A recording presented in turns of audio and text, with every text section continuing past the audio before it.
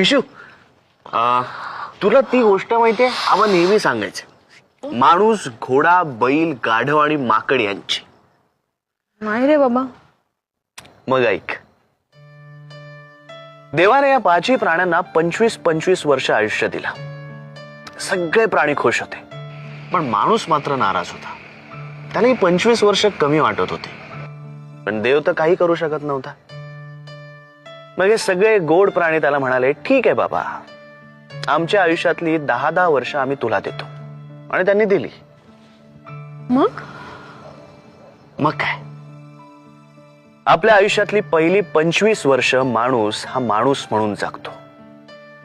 नंतर येणारी 10 वर्ष घोड्याची, तोंडाला फेस येईपर्यंत तो धावत राहतो. सगळं जग त्याला आपल्या टापांखाली तोडवायचं असतं. नंतरची 10 वर्ष बैलांची, म्हणजे 35 ते 45. गेल्या 10 वर्षात जे काही कमवलंय ना, ती ओझी पुढे ओढत राहायचं. मान खाली घालून शेत नांगरत राहायचं, की बाबा आज ना उद्या इथे धान्य पिकेल आणि आपले येणारे दिवस बरे जातील. इंटरेस्टिंग. पुढे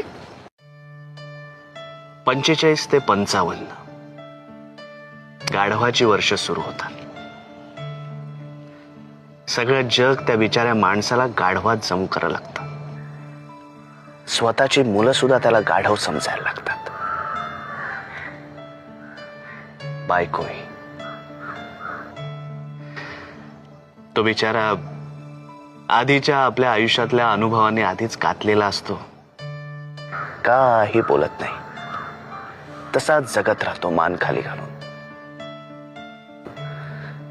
मग 55 ते 65 आणि त्यानंतरची बोनस ही वर्ष माकडाची. तो तसाच एकटाच स्वतःची करमणूक करून घेत असतो. कोणी त्याच्याकडे पाहत नाही.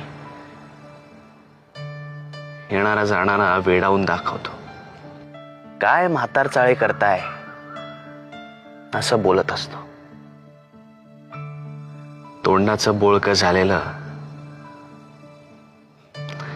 रवंथ करत, अंग खाचवत बसलेला असतो.